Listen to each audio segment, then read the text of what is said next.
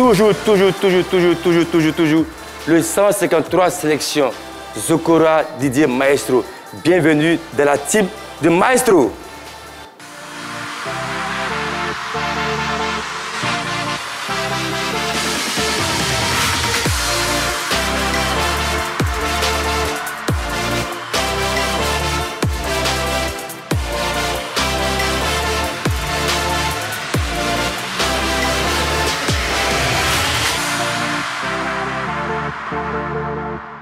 Bonsoir à tous, c'est le 153 sélection. Cette émission pour moi n'est pas spéciale, n'est pas unique, parce que pour moi elle est primordiale. On parlera des thématiques du football ivoirien. On nous apprend à viser, à gagner des trophées, des compétitions. Mais pour gagner souvent, il faut savoir échouer. Et l'échec pour moi n'est pas une faiblesse, juste une tape. C'est vrai qu'elle fait mal, mais la procès a grandi. L'échec n'est rien d'autre le fait d'avoir essayé. Et pour nous, pour vous, est une victoire. À mes côtés, Henri Joël, numéro 2. Comment vas-tu mon frère? Je vais très bien, surtout avant de monter, souvent je descends. Alors j'allais. Avant de monter, tu descends. Je descends. À ses côtés, l'expert sportif, le consultant, Henri Joël Niolou, numéro 1, Sa Majesté. Oui, Maestro, toujours, ça va bien, ça va très très bien. J'ai parlé des thématiques ivoiriens. Et à mes côtés, il y a deux grands coachs qui ont fait les preuves ici en Côte d'Ivoire et au-delà des frontières. Pour commencer, coach Rigo Gervais. 2 fois champion de Côte d'Ivoire avec le CW Sport de Saint-Pédro. Coach, comment vas-tu? Oui, je vais bien, je vais bien. En tout cas, je vais très bien. Très bien. Ouais. À ses côtés, Kone Yaya qui a fait preuve aussi à Bafim, qui était champion au Bénin. Tu as gagné la Coupe nationale du Burkina Faso avec l'As Douane. Coach, bonne arrivée. La team de Maestro, comment vas-tu? Merci Aiglé, très heureux, très enchanté d'être là cet après-midi. Alors Joël, je pense que le document est planté. On part directement à la fin du jour.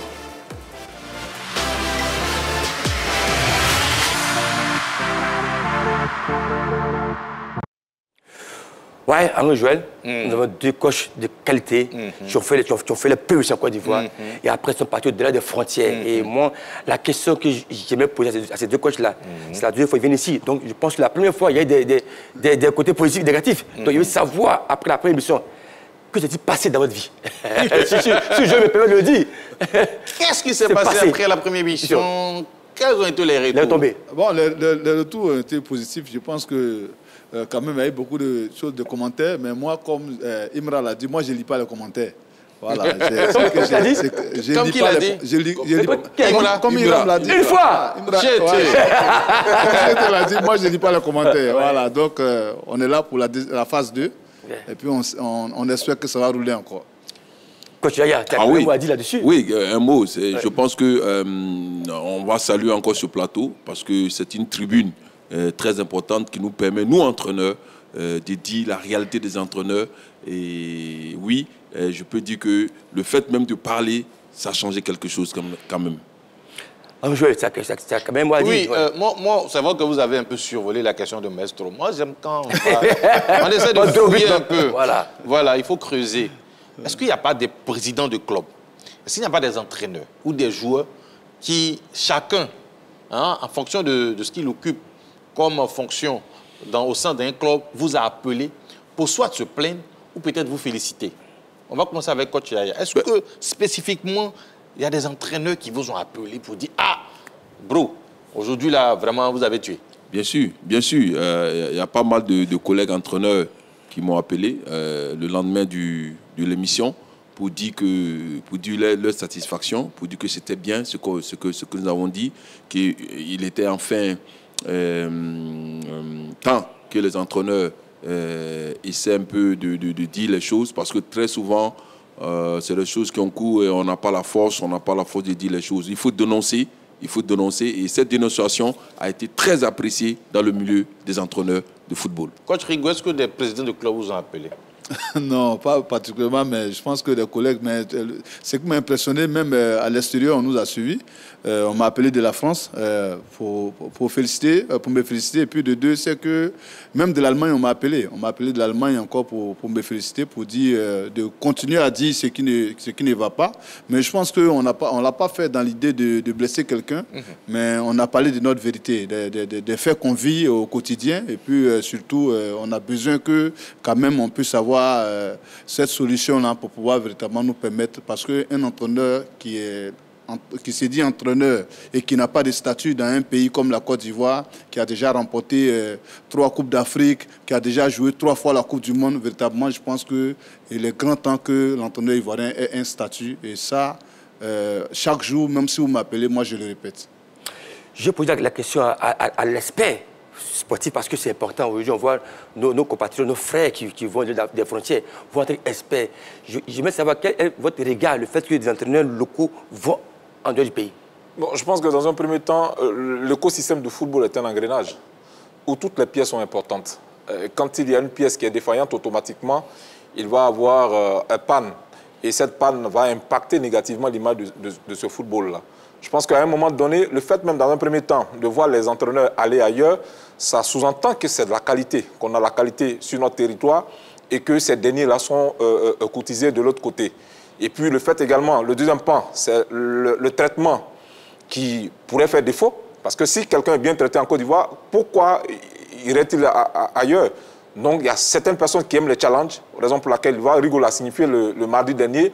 Il y est allé parce qu'il voulait avoir une idée un peu plus précise du football burkinabé, du football guinéen et également du football malien. Il y est allé, il a pris également des informations. Il est venu. Moi, je pense que déjà, c'est déjà bon, sur les ambassadeurs du football ivoirien. On souhaiterait que tous ces compartiments-là puissent jouer véritablement leur rôle et qu'on ait un écosystème encore plus fluide. Angel. Oui, moi, ma question aujourd'hui, quand vous arrivez, déjà parce que le sujet quand même concerne, je dirais, cette matière locale qui souvent s'exporte.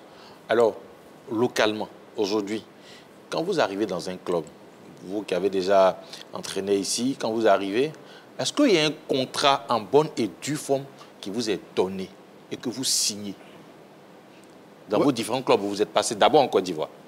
Bon, je pense qu'il y a 10 ans, il n'y avait pas de contrat. Moi-même, je pense que la première année où je suis allé en Guinée, c'était un peu pour signifier un ras-le-bol vis-à-vis de mon club qui ne voulait pas me faire signer un contrat. Voilà, j'ai dit que je travaillais. C'est vrai que j'avais déjà fait mes preuves, mais comme il n'y avait pas de contrat, je suis parti. Dans quel club exactement ici? Au Stella. Mais quand je suis revenu, la première base, ça a été d'établir un contrat. Et le président, en retour, qu'est-ce qu'il a fait? Il a dit cette fois-ci, Rigo, pour ne pas que tu partes, je vais écrire dans le contrat que si tu pars, tu me dédommages. Donc, vous voyez, donc on a écrit un contrat, on s'est entendu sur un contrat et jusqu'à aujourd'hui, il y a un contrat qui nous lie et puis qui est respecté. Pourquoi le contrat a été bon? Parce que même l'année dernière, quand j'ai été remercié, qu'on m'a mis comme directeur technique, ça veut dire que le contrat a toujours existé. Voilà, le contrat a permis de me protéger parce qu'on était en pleine année, en pleine saison. Et il restait encore 6 mois de contrat. Si le contrat n'existait pas, il allait y avoir rupture de paiement des salaires. Mais le contrat a fait qu'ils ont continué à me payer jusqu'à la fin de ce contrat. Et que sur la base de ce contrat, on a encore pu ouvrir une brèche pour ouvrir encore un contrat de directeur technique.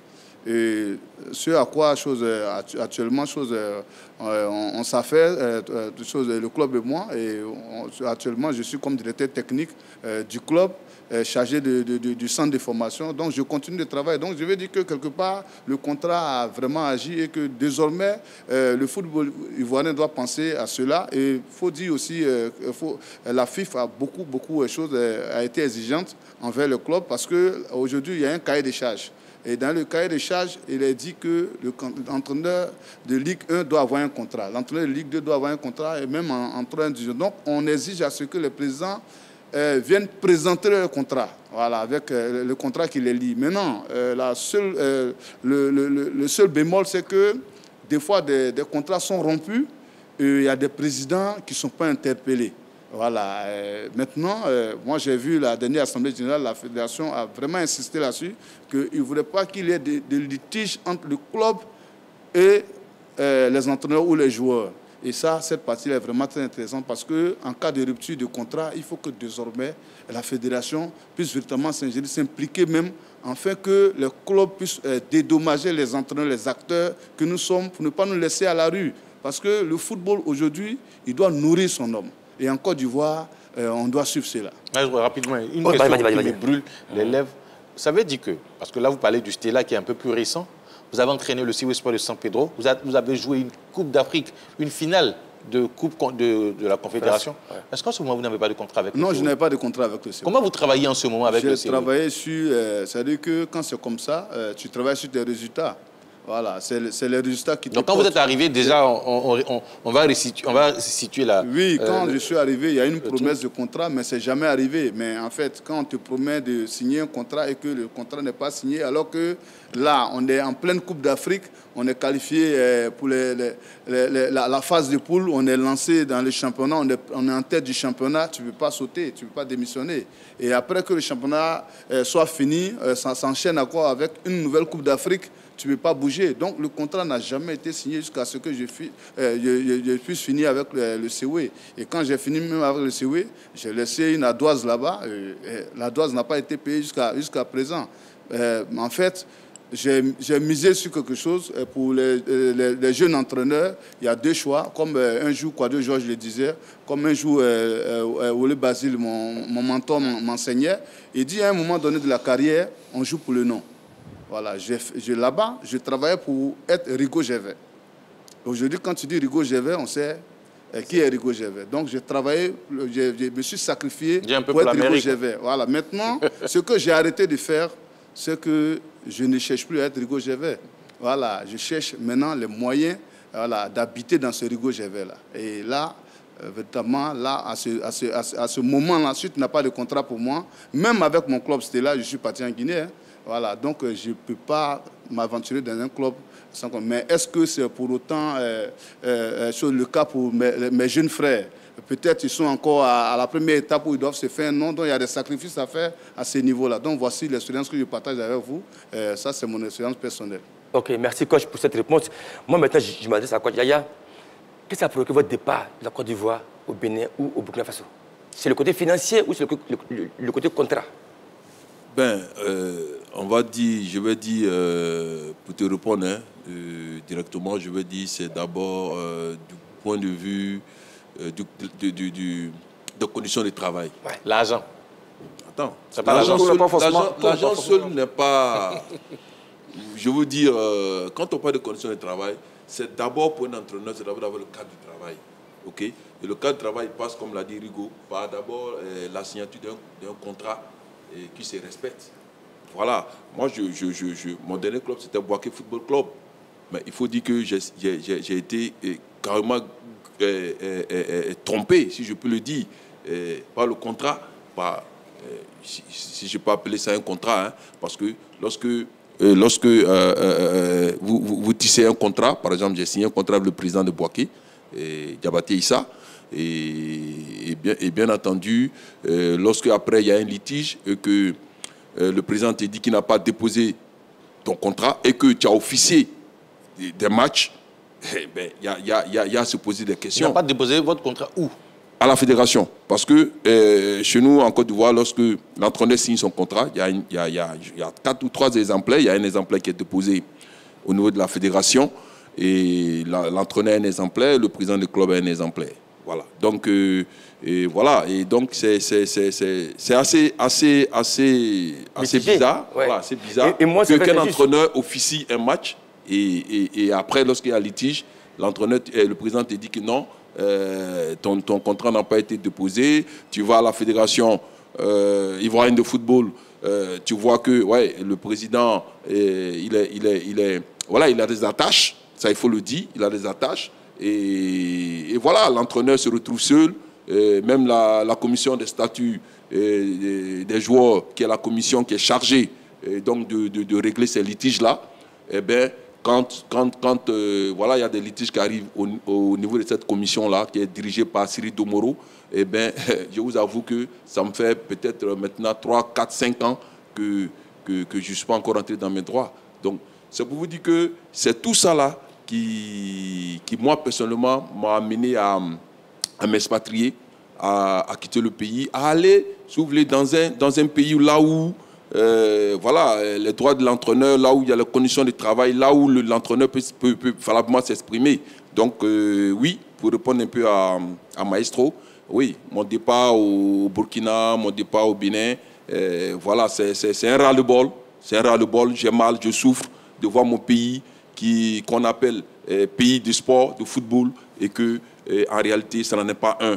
Voilà, ça, je suis désolé de le dire, ça n'en est pas un. La Côte d'Ivoire doit encore progresser à beaucoup de niveaux parce que déjà, l'entraîneur, la première des choses pour un entraîneur, c'est d'abord son contrat de travail, c'est ensuite pouvoir le mettre dans les conditions optimales de travail. Mais quand tout ceci n'est pas réuni, c'est difficile. Voilà. Tu n'as même pas un terrain d'entraînement.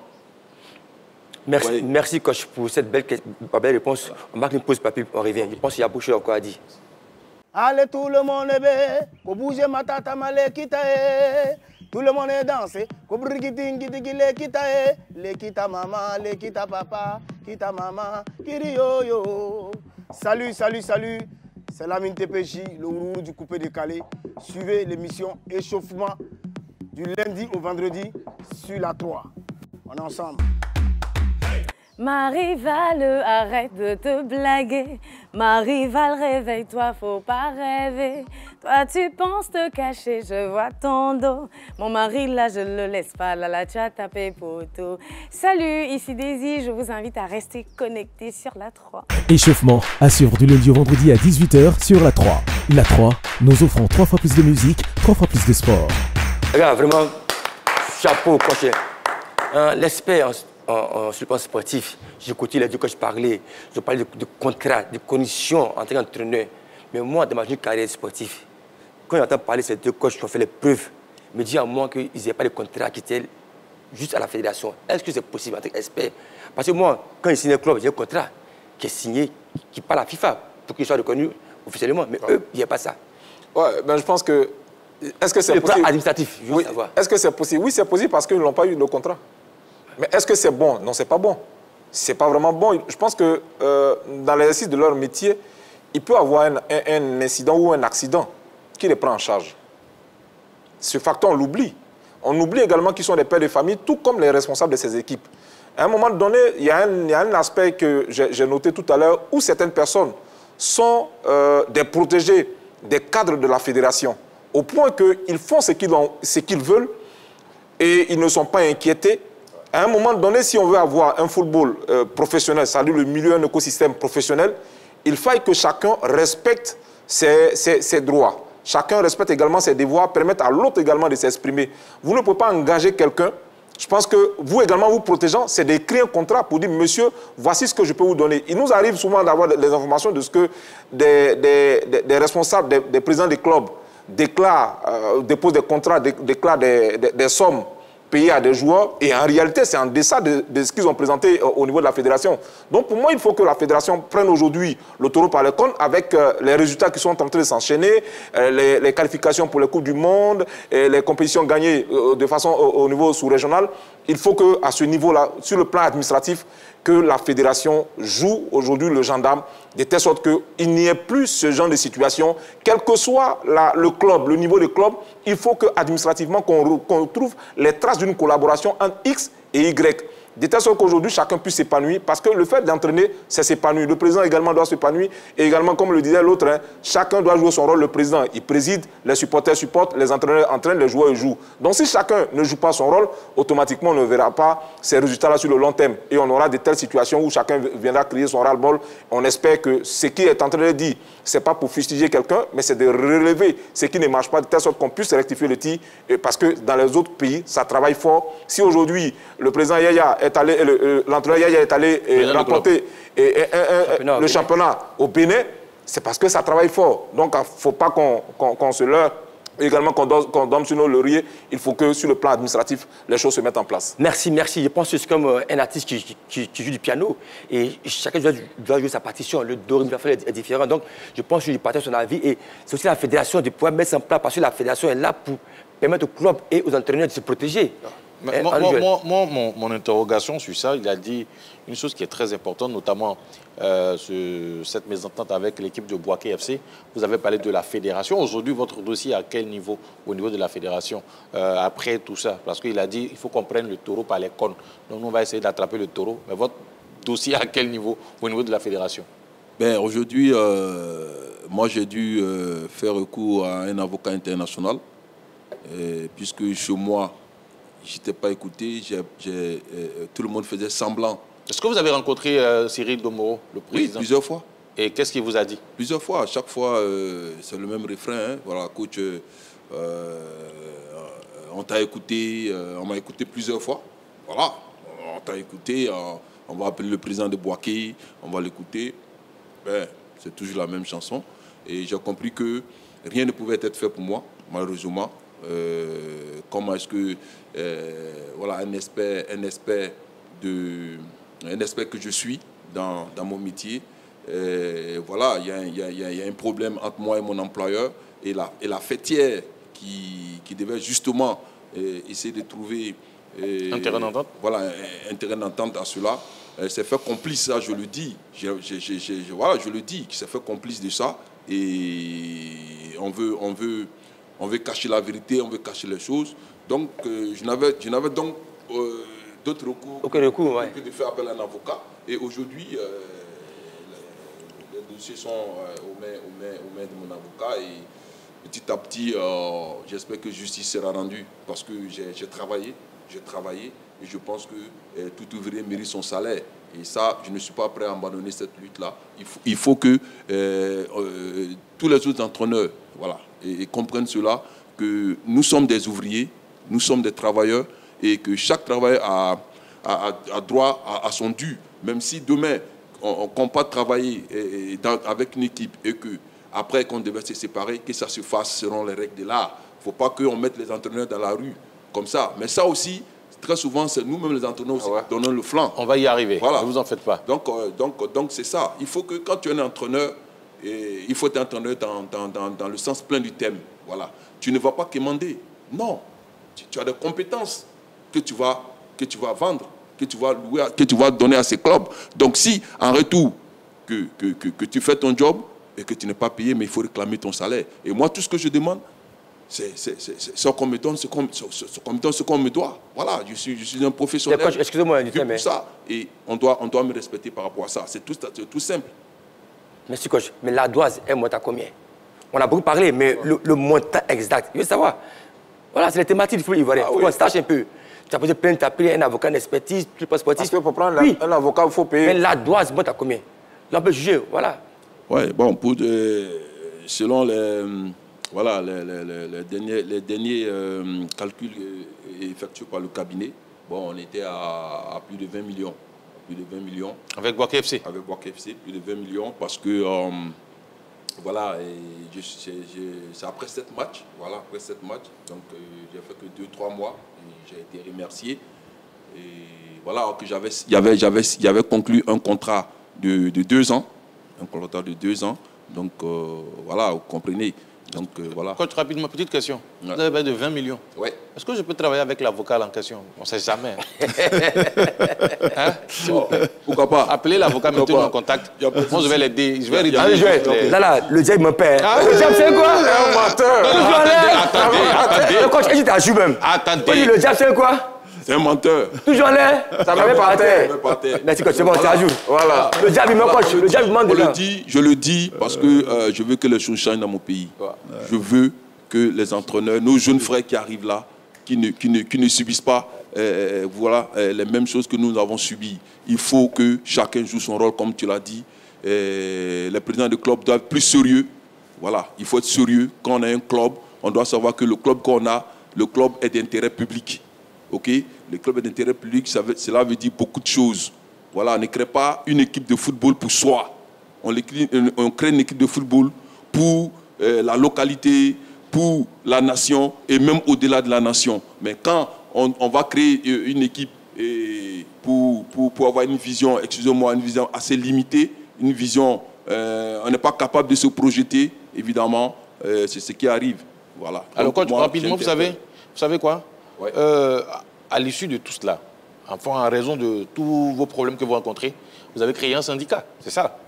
Alors, votre président, on est allé le voir et il s'exprime. On va l'écouter, puis derrière, on revient pour continuer notre discussion. Les entraîneurs partent à l'étranger parce qu'ils ont quelques conditions meilleures qu'ici. Et c'est vrai, moi, j'ai déjà été en Afrique du Sud. J'ai travaillé avec le Jomo Cosmos. J'ai vu les conditions que j'ai eues là-bas. J'ai travaillé aussi avec le Joliba, que je salue avec respect, parce que j'ai été bien reçu au Djoliba, j'ai été bien traité et nous sommes séparés avec une fête à l'appui. Ça veut dire qu'il y a des clubs quand même qui respectent les gens avec lesquels ils travaillent, les entraîneurs et tout autre manager qui arrive. Voilà. Mais vous savez que c'est la vie des hommes. On a dans le pays des gens qui sont bons, et on a d'autres qui sont moins bons. On a à la fédération aussi des dirigeants qui sont bons et on a d'autres qui sont moins bons. Et il y a des gens qui sont vraiment têtus et qui font tout à leur tête. Donc, tous les dirigeants ne sont pas à la même enseigne. Mais nous savons, ici en Côte d'Ivoire, nous avons des dirigeants insoupçonnés qui vraiment ne respectent pas les règles du football, les règles de la FIFA, les règles de la CAF. Et ça, c'est un travail qui doit être fait par l'association des entraîneurs, le syndicat des entraîneurs. Ensemble, nous devions vraiment faire en sorte que notre métier soit respecté. Il y a un travail de sensibilisation qui doit être fait. Je ne peux pas jeter l'anathème sur nos collègues pour dire qu'ils ne sont pas solidaires. Non, mais il faut que... Il y a certains qui ne comprennent pas. Il y a d'autres aussi qui n'ont pas le niveau intellectuel. Il faut le dire, qui n'ont pas le niveau intellectuel. Et d'autres aussi n'ont pas le courage. Ils n'ont pas, comme on le dit entre guillemets, ils n'ont pas ça pour être des hommes face aux choses, face au président. Il faut pouvoir se défendre soi-même d'abord. Il faut pouvoir accepter que nous sommes dans un monde où nous avons des rapaces, nous avons des gens qui n'ont pas pitié. Et vous aussi, vous allez au combat avec vos armes. Ça dit qu'il faut que nos camarades se forment réellement et qu'ils sachent où ils sont pour aller défendre leur beefsteak. Ce n'est pas quelqu'un d'autre qui va le faire pour eux, mais nous allons les sensibiliser. Quand vous allez à l'étranger, vous êtes seul avec votre avocat, vous allez vous défendre. Moi, j'étais à Bamako, j'avais la maison, j'avais la voiture, j'avais les primes, mais j'étais au beurre, j'ai travaillé, on a réussi. On a réussi à cause du Covid. On s'est séparés, mais à l'amiable et avec une fête à l'appui. Ça veut dire qu'on a montré qu'on était au niveau du football, au niveau de notre diplôme, au niveau de l'ambition que les dirigeants demandaient. Et je demande à mes camarades d'avoir du caractère, d'avoir de l'envie, mais d'avoir du respect pour les dirigeants. D'avoir beaucoup de respect pour l'employeur et de travailler avec parcimonie, de travailler avec envie, de travailler en collaboration avec leurs collaborateurs, avec leurs adjoints et autres, même aller chercher sur Google, Internet, un peu partout. L'entraîneur est un chercheur. Il faut qu'il se batte, il faut qu'il croie, il faut qu'il aille chercher, mais il faut qu'il ait du caractère. Le caractère, il est important pour tout entraîneur. Donc je pense que nos entraîneurs peuvent, ils ont la capacité. Aussi, il ne faudrait pas qu'ils se fassent berner, dominer, parce qu'ils n'ont pas de boulot. Donc, ils vont se vendre à n'importe quel prix. Non. Il faut vraiment défendre son beefsteak et permettre aux autres d'avancer. Oui, le président... Kwadjo Jones, qui est le président du syndicat des entraîneurs, ce syndicat qui est né il n'y a pas trop longtemps. Hein. Voilà. Oui, un syndicat d'ailleurs dont je suis l'un des vice-présidents. Ah, d'accord. Oh, oui. Donc, nous avons effectivement, c'est à l'issue de tout ça, de toutes ces frustrations, de toute cette maltraitance des entraîneurs, que nous avons décidé. De partir. Voilà. Non. Oui, non, pas de partir, mais déjà de créer ce syndicat-là. Le syndicat, c'est quand il a été créé? Ça fait, je crois, une année. Hein. Une année. Oui. Donc, il y a aussi l'association et le syndicat. Oui. C'est quoi la différence? Normalement, le syndicat défend les droits des entraîneurs. Oui. L'autre, c'est l'amical. L'amical. Mais il y a 10 ans en arrière, il n'y a pas de contrat. Aujourd'hui, il y a juste une promesse de contrat. Donc, pour moi, les choses n'ont pas évolué. Non, je pense qu'aujourd'hui, on ne peut pas... Moi, je reviens encore sur le thème que Henri Jolet a employé. Le thème gendarme. Voilà. Et en fait, il faut amplifier le rôle du gendarme. Parce que c'est vrai d'écrire tous ces règlements, mais s'il n'y a pas de gendarme, personne ne l'applique. Hein. Et celui qui enfreint la loi, qu'est-ce qu'il subit? Voilà, donc c'est ça. Dans le mécanisme, il faut prévoir ça. Il faut que la la fédération, la fêtière, qui est d'abord, soit garant de tout ça, et que la FIF prenne tout en charge. Voilà. Et comme elle le fait actuellement, quand même, on sent qu'il y a un début d'interpellation des clubs. Et ça, c'est important. Quand on dit club, moi je pense qu'on n'a pas à interpeller un club comme la SEC. Le mec, il est dans son sujet, il est droit dans ses bottes, il respecte les règlements. Il faudrait que les autres équipes, les autres clubs arrivent à faire de ça un modèle. Et que la fédération, en gendarme, en bon gendarme, puisse déjà taper sur les mauvais élèves. Et la fédération, dans son rôle, c'est de donner la force à ces associations, c'est-à-dire à ces amicales, les syndicats et autres, pour leur permettre de jouer pleinement leur rôle. Pourquoi? C'est vrai, ils participent au vote. Mais quand on arrive si on arrive à créer un bureau au niveau de l'amicale, au sein de la fédération, pour permettre à ceux qui défendent les intérêts des entraîneurs de véritablement défendre, c'est-à-dire que demander le contrat de tous les entraîneurs, même jusqu'en troisième division, imposer un contrat, demander le contrat type, et dès qu'il y a rupture, tout de suite, on a un mécanisme qui se met en place pour pouvoir véritablement gérer tout ça. Je pense que si le gendarme, que la fédération, c'est-à-dire que si la fédération prend son rôle de gendarme et que la fédération donne la force aux associations, je pense qu'on peut obtenir de meilleurs résultats et ça peut faire que quand même on peut avoir aussi de très bons résultats, mais il faut reconnaître, moi je le dis, tout part du statut des entraîneurs. Voilà. Si les arbitres ont un statut, si les médecins ont un statut, les entraîneurs, vous voyez, c'est nous qui faisons le classement, tout et tout. Je ne vais même pas parler pêle-mêle de tout ce qu'on fait, de bien, jusqu'à entraîner ces jeunes-là, les emmener à la performance, au triomphe. Et à la fin, nous-mêmes qui faisons tout, nous ne sommes pas reconnus. Bon, donc, véritablement, il faut que... Voilà. Est-ce que ce n'est pas vous-même le problème, les entraîneurs? Je m'explique rapidement. Parce que après cette émission, quand même, j'ai vu quelques réactions où il y a certaines personnes qui disaient que un entraîneur qui, par exemple, est appelé par un président de club, ils sont en discussion. L'entraîneur fixe, par exemple, un salaire qu'il trouve raisonnable. Et derrière, vous avez un autre qui passe, qui dit à ce président-là, à ce dernier, président, c'est vrai que peut-être lui il demande 600 000, mais moi, si vous me donnez 400 000, je gère l'équipe. C'est pourquoi je vis encore sur ce rôle de gendarme, parce que la fédération a beaucoup évolué en accord avec l'association. Ils ont mis un SMIC. Voilà, parce que quand tu es en Ligue 1 aujourd'hui, tu ne peux pas travailler à moins de 650 000. En Ligue 1. En tant qu'entraîneur... C'est le SMIC en Côte d'Ivoire. Pour les entraîneurs de Ligue 1, 650 000 francs. 650 000. Voilà. Tu ne dois pas entraîner en fonction, en dessous de 650 000 francs CFA. Il y a des clubs qui vont au-delà. Voilà. Et puis, ceux qui sont même expatriés, tout et tout, gagnent plus que ça. Voilà. Mais la base, c'est 650 000. On peut dire encore que pour un entraîneur qui prend un club de Ligue 2, 450 000 au moins. Ligue 2. Voilà. Ligue 2. Voilà.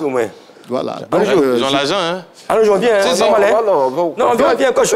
Ceux qui nous avons payé. Donc, quand on a mis ces barèmes-là, il faut un gendarme pour voir si véritablement les clubs de Ligue 2, de Ligue 1 payent véritablement dans cette fourchette. Voilà. Et comme je le dis, c'est une collaboration du gendarme avec les associations, les amicales ou bien les syndicats. Et il faut que quand même la fêtière puisse leur donner cette force-là de pouvoir faire respecter ça. Si on respecte ça, ce que vous dites là, il n'y aurait pas de... Donc ça existe. Il n'y aurait pas de petits ponts. Ça existe. Il y a des petits ponts qui existent. Mais ça, voilà. Je pense que c'est les brebis galeuses. On va les mettre en minorité. Et déjà, ils sont mis en minorité parce qu'au début, vraiment, c'était une plaie béante, mais aujourd'hui, on sent que quand même, cette plaie a diminué et qu'elle est en train d'être guérie quand même. Je pense que le coach, il y a beaucoup de choses à dire par rapport au SMIC. Là. En ce moment, il y a deux grands coachs qui ont un nom. Si aujourd'hui, vous prenez le club de première division en Côte d'Ivoire, quelle est la fourchette un montant? Parce qu'aujourd'hui, il y a un nom. Oui. Je veux savoir au niveau salarial. Si toi, tu prends un club comme le Stella ou la CED d'Abidjan. Ah non, mais c'est le million. Donc, si toi, tu prends un club de Côte d'Ivoire, tu as tué les millions. Ah oui, c'est le million. Non. Ah ouais, c'est le million. C'est ce CFA. Mais est-ce que c'est respecté par les présidents des clubs? Mais quand vous écrivez un contrat, donc il est obligé de respecter. Dis-moi tout, je veux savoir. Oui, même en Ligue 2, on paye à 1 million. Ta question. Est-ce que le SMIC, par rapport aux entraîneurs... Les 650 et 400 000, c'est respecté par les dirigeants? Bon, vous savez, c'est une question très pertinente. Hein. Moi, non, je ne peux pas vous dire avec exactitude, vous dire que là, que oui, c'est respecté. Non, non, c'est vrai que c'est dit. La fédération dit le SMIC, c'est 650 000. Mais, écoutez, il y a quel organe de contrôle qui a été mis dans la diffusion, soit par la Ligue professionnelle ou soit par la fédération, qui contrôle cette gestion-là? Donc, le gendarme. Donc, pour te répondre, pour être franc, non, c'est vrai que c'est écrit, mais il y a des entraîneurs qui touchent moins que ça en Ligue 1. Ah oui, bon? Oui. Ça, on peut mettre sur le papier, sur le contrat, que, attendez, qu'est-ce qu'on n'a pas encore vu ici? Donc, coach, je comprends. Voilà, il faut dire la chose. Est-ce que le coach demain peut aller se plaindre auprès de la fédération? Demain, il signe un contrat de 1 an ou pas mois, il a ce montant-là. Et après 3 mois, il savait qu'il a dessus ce montant. Est-ce qu'il peut aller se plaindre auprès de la fédération? Mais bien sûr, tu te plains. Et puis tu as raison. Maintenant, la fédération, en tout cas, son rôle de gendarme, là, depuis l'année dernière, je n'ai pas dit les autres années, depuis la saison dernière, quand même, la fédération ne s'amuse pas avec les clubs. Voilà, les brebis galeuses, là, en tout cas, la fédération les pourchasse. Mais ce que je dis, aujourd'hui, le SMIC, il a augmenté. Et même quand tu regardes, c'est vrai qu'on a passé 450 000 en Ligue 2, mais il y a des clubs de Ligue 2, tels que Yam Soukri et autres, qui payent leurs entraîneurs à des millions. Voilà, qui n'attendent pas des choses d'être en dessous du SMIC. Ils se sont donné une image, une marque. Voilà. Quand on prend la SEC, ils se sont dit qu'on va faire comme la SEC. Donc, sur ce plan-là... Comme qui? Comme la SEC. La SEC, non. Voilà, comme la SEC. FC San Pedro, c'est une marque aujourd'hui déposée. C'est une marque déposée. Donc, quand FC San Pedro te prend, il respecte véritablement le contrat. Moi, aussi là, pour ma chose, j'étais vraiment en tout cas rémunéré jusqu'à ce que j'arrête avec eux. Vraiment, le contrat il a été respecté. Donc, je vais dire qu'aujourd'hui, d'un seul club, quand même, on est passé à 10 clubs quand même. C'est pas mauvais, c'est encourageant. Et le gendarme se fait entendre de plus en plus. Mais ce que je veux dire, que ce gendarme-là délègue un peu ses pouvoirs aux associations, aux syndicats d'entraîneurs, pour pouvoir encore amplifier ce combat-là, pour que juste on crée l'équilibre. Parce que c'est cet équilibre-là qui va faire que le football local va véritablement marcher. Voilà, donc c'est ce que je voulais ajouter. Ok. Juste une question à l'aspect. On a parlé d'associations, syndicats. Et à un moment donné, le coach a dit le courage des entraîneurs face au président. Parce que moi, ils ont peur de perdre le boulot. Et toi, en tant qu'expert, comment on peut gérer cette situation-là? La meilleure des gestions, c'est de comprendre que le président, l'entraîneur, forment un duo et non un duel. C'est-à-dire que c'est leur complicité qui va amener le club et voir l'équipe à progresser. Et tout à l'heure, on a parlé, et ce que je voudrais noter également, le fait que les formations sont répétées au niveau des entraîneurs. Je pense que ceux qui sont sujets de ces formations comprennent combien de fois leur mission est importante et commencent à comprendre également leur importance dans le système. Au point que ça serait difficile pour eux d'aller faire les petits ponts à leurs collègues pour pouvoir bénéficier des grâces de ces différents entraîneurs. Si toi, tu sais que tu es bien formé, je pense que tu te vends cher de telle sorte que tu puisses travailler dans les meilleures des conditions. Travailler, parce que quand tu fais un petit point à ton semblable, à ton collègue, mais sache que demain matin, ça va te rattraper. Parce que les résultats ne vont pas suivre. Tu n'as pas fait le recrutement. Et tu fais un petit pont pour prendre le recrutement qui a été fait par ton collègue. Automatiquement, les résultats ne vont pas suivre, les résultats seront négatifs et ils vont te débarquer.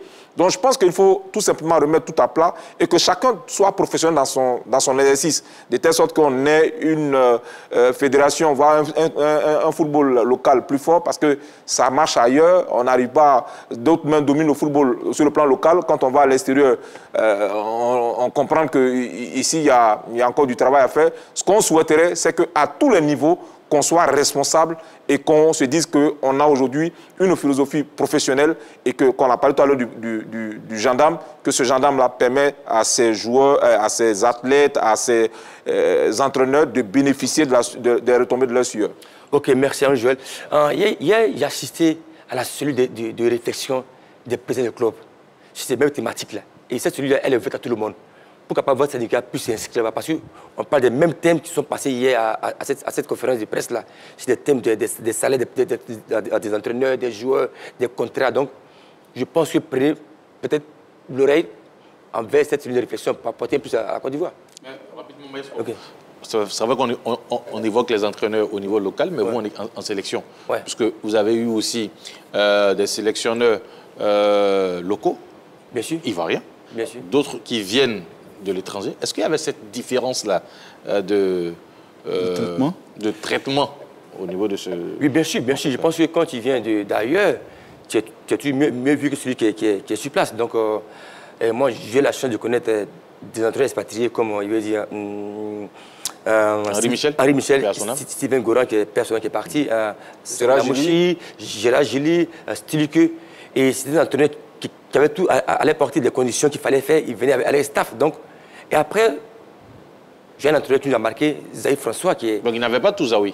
C'est ce que vous expliquez. J'explique. Il est venu intégrer un intermittent face à l'Italie. On joue en Angleterre à West Ham. Intermédiaire, donc on fait un partout. Intérimaire plutôt. On fait un partout. Et nous, les joueurs, on décide que le coach puisse laisser passer les Ivoiriens. Et on part à la CAN en 2012.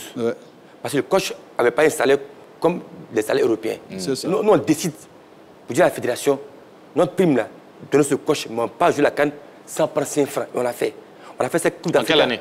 En 2012. Où on fait la finale, où on fait un match sans encaisser un but, on peut en finale. On a fait cette Coupe d'Afrique là sans prendre 5 francs. Je le dis haut et fort. Mais tous les joueurs témoins. On a fait cette Coupe d'Afrique là sans prendre 5 francs. Parce que le coach soit à la hauteur, au niveau salarial, comme les entraîneurs européens. On a fait ça pour le coach. De un moment donné, les thématiques qui expliquent que sur le coach Rigo et le coach Yaya, c'est un fait qui est réel. Il faut pas changer ça. Maintenant, est-ce que vous êtes traité, quand vous êtes à l'extérieur, vous êtes traité comme les entraîneurs locaux que vous trouvez là-bas? Est-ce qu'ils ont les mêmes traitements que vous? Parce que là, vous avez évoqué de gros salaires. Est-ce qu'en Guinée, par exemple, où vous étiez avec l'AS Kaloum à 3 millions, est-ce qu'il y avait des coachs guinéens qui touchaient presque la même chose avec les autres clubs? Oui, mais ils avaient des voitures de service. Voilà, ne serait-ce que la voiture de service. Ils avaient des voitures de service. Et ils venaient à chose. C'est pas que parce qu'on est étranger dans ces clubs-là qu'on roule sur de l'or seulement. Mais moi, quand je suis au stade malien, mon entraîneur de gardien de but, il avait une voiture de service. Mon entraîneur adjoint, qui était malien, ils étaient payés par le club. Ils étaient très bien traités. Je parle des autres clubs. Des autres clubs.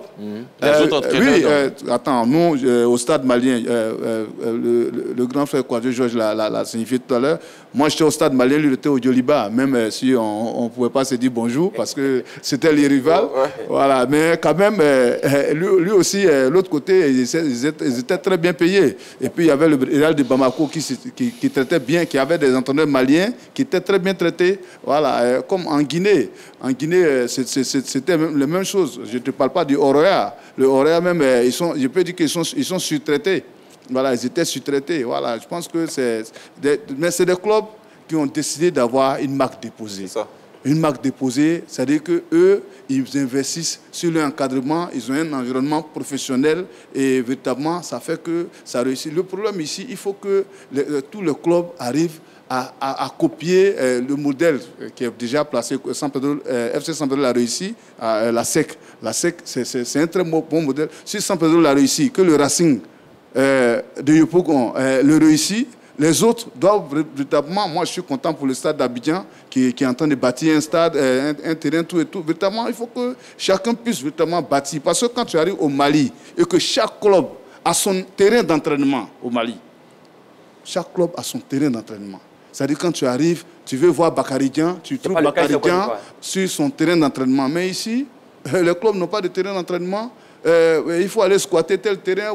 Véritablement, ça fait que ça ne met pas l'élément fondamental, l'entraîneur et le joueur, qui sont des éléments qui doivent produire des résultats. Ça ne met pas dans un confort pour pouvoir produire ces résultats-là. Et c'est ça le problème. Sinon, ailleurs, il y a des clubs qui ont décidé d'avoir une certaine image, une très bonne image pour pouvoir véritablement, pour la grandeur de leur club. Et véritablement, c'est ce qui fait que les salaires, les véhicules de fonction, les contrats sont véritablement respectés. Et même, je vous dis, ici, je ne vois pas de stages à l'extérieur.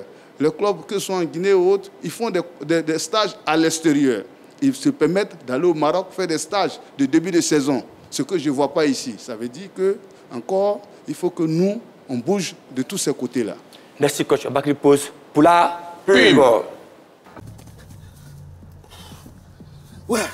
Salut, c'est Dr Philo. Suivez échauffement sur la 3 du lundi au vendredi. Ouais. C'est 3 fois plus d'échauffement. Voilà. Salut, c'est Joël. Suivez échauffement du lundi au vendredi sur la 3. Échauffement. Échauffement à suivre du lundi au vendredi à 18 h sur la 3. La 3, nous offrons 3 fois plus de musique, 3 fois plus de sport. Un jour, Oui. Zokore. Voilà, Zokre, c'est ce qu'on m'a dit. Ça veut dire l'aigle qui est toujours en haut. Toi, je sais, c'est le signe. Hein? Aigle. Toujours en l'air, Jamais par terre. Tu la passes là. Je reçois la passe et surtout, vous savez, j'étais très bon aussi quand j'étais attaquant. Oh Seigneur, il est parti. Là, je suis devenu défenseur. Alors, un autre sujet qui intéresse beaucoup les Ivoiriens, c'est Surface de vérité. On rappelle que dans les jours à venir, à la reprise, on aura cette émission-là avec Cathy Touré qui va gérer Surface de vérité. Mais on va vous montrer un petit extrait. Elle a décidé aujourd'hui de parler de la parafiscalité.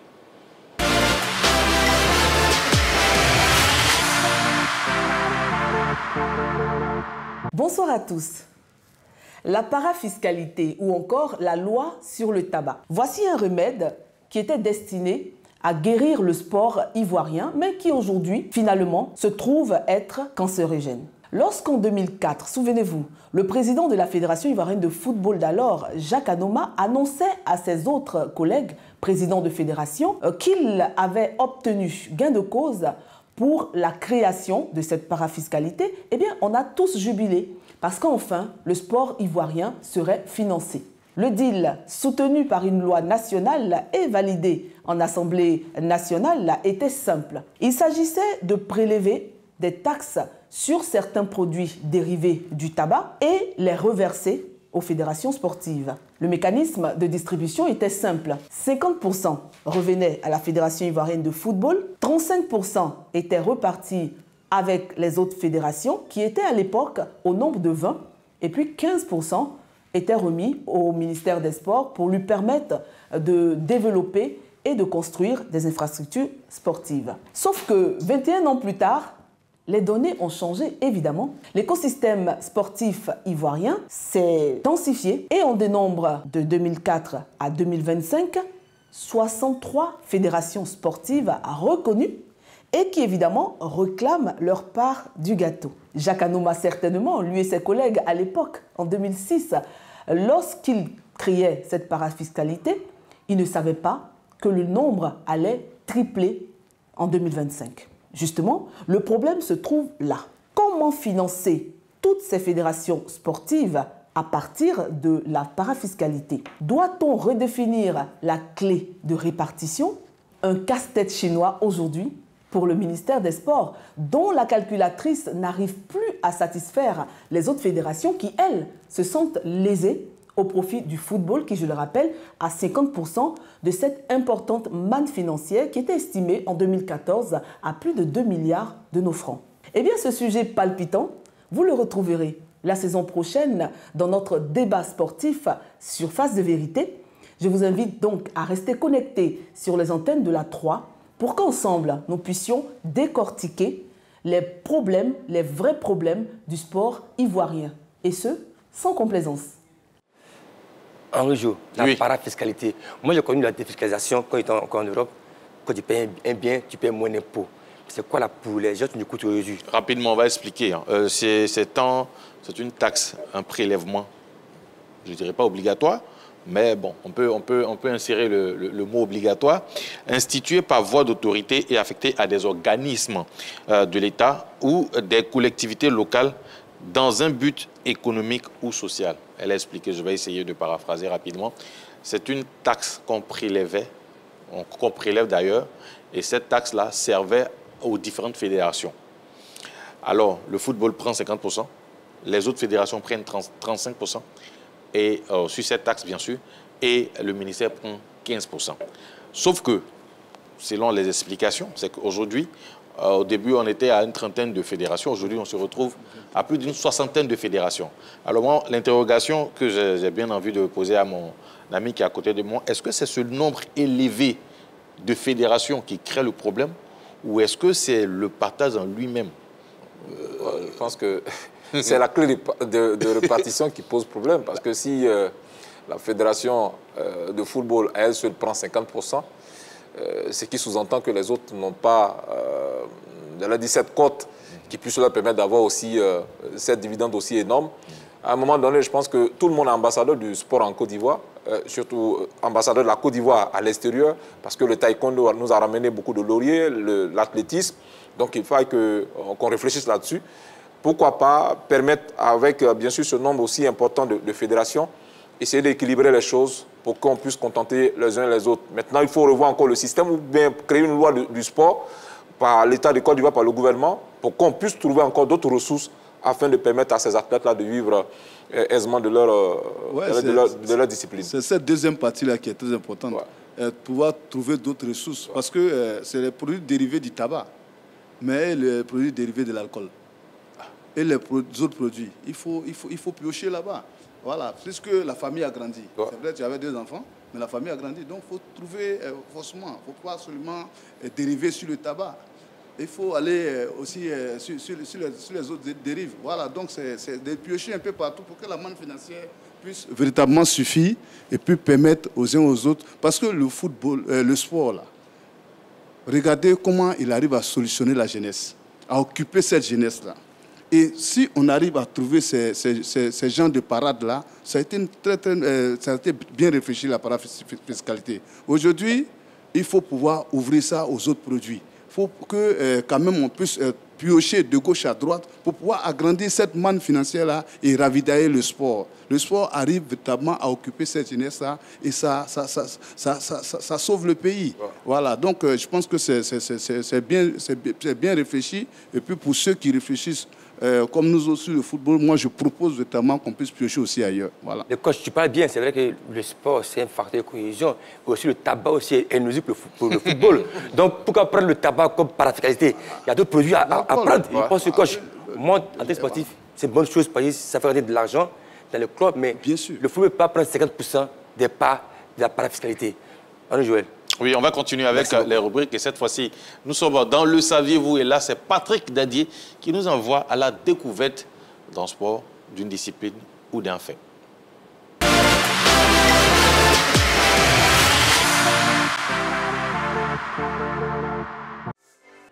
Anjo, le saviez-vous? On sait maintenant. On sait maintenant. Je m'attendais à tout sauf ça. Voilà. On sait, il y a pas à dire. Oui. Le savez-nous? Je le sais. Je sais maintenant. L'espère, tu as quelque chose à dire par rapport... Oui, en fait, j'ai envie de demander à nos invités comment se fait-il que lorsqu'il y a appel à candidature au niveau de la sélection nationale, qu'on ne vous retrouve pas parmi ceux qui candidatent? Pourquoi? Qu'est-ce qui pose problème? Moi, personnellement, je suis toujours candidat, mais jamais pris. Hein, voilà. Je pense que, mais je pense qu'il y a... Est-ce que tu as vraiment les mérites? Mais il y a encore un autre problème plus grave que ça, ce qui fait qu'aujourd'hui, vous voyez que même à la DTN, c'est plus un poste ouvert à la Côte d'Ivoire. Dans le temps, on avait les Yeo Martial, les Kodé Tchekbe, mon oncle Clément, tout et tout, Nguessan Clément. Mais aujourd'hui, depuis quand la licence ACAF, qui forme les entraîneurs d'élite, n'a pas été organisée en Côte d'Ivoire. Ça fait près d'une dizaine d'années, je crois, que cette licence ACAF... Donc, il y a peu d'entraîneurs licenciés ACAF. Voilà. C'est ceux-là qui peuvent prétendre au poste de sélectionneur et autres. Mais depuis 10 ans, on ne produit plus ces genres de diplômes en Côte d'Ivoire. Et ça se fait dans le Maghreb chaque année depuis 10 ans. La licence ACAF. ACAF, voilà. Cette licence, c'est cette licence qui peut produire de centaines d'entraîneurs qui peuvent postuler à ces postes-là. Mais aujourd'hui, quand tu vas sur le marché, peut-être il n'en reste que 25. Si la Ligue 1 en a pris jusqu'à 16, il va rester combien? Alors qu'on a attribué le diplôme à d'autres personnes qui sont plus valides. C'est-à-dire que la première génération, on n'a plus les Yo Martial, on n'a plus les Monketia, on n'a plus... Donc, c'est-à-dire qu'aujourd'hui même, il y a une certaine insuffisance de diplômés licence ACAF. Wow. Et ça fait que cette minorité-là est occupée par la Ligue 1 et il y en a peu pour pouvoir aller au développement. Donc, c'est pourquoi aujourd'hui, quand la fédération fait les appels, elle préfère nommer des non-ivoiriens à ces gens de postes. Et véritablement, je pense que c'est vrai, aujourd'hui, on vient de remporter ce trophée-là, ouest-africain de U20. Mais regardez que Beugre Ago, c'est un national. Oui. C'est lui qui était sur le banc à côté du coach. Voilà. Donc, même quand ils arrivent, nous autres, il faut nous associer, voilà, pour que ça puisse marcher. Parce que Younes, on l'a vu avec le U23. Voilà. Beugre n'était pas là-bas. Ça n'a pas trop marché. Mais quand Beugre, vous avez vu le premier match, comment Beugre même vociférait. Voilà. Et après, ça a ouvert la voie. Aujourd'hui, ils ont remporté tout et tout. Ça veut dire que cette alchimie-là, ça peut marcher. Même si on les envoie, il faut qu'on nous associe pour que l'entraîneur local, l'entraîneur ivoirien, là, soit toujours au devant. Vous avez vu Zawi, il a cité Zawi, mais Zawi, c'est une finale de Coupe d'Afrique. Hein. Voilà, je ne parle même pas de Faye qui nous a sauvés. Donc, véritablement, il faut faire la politique de la Côte d'Ivoire, des entraîneurs ivoiriens. Voilà, c'est pas mal parler, ce n'est pas une injure à quelqu'un, mais c'est mieux, c'est comme ça. Les Français, quand vous allez aller là-bas, le sélectionneur des jeunes et autres, c'est des Français.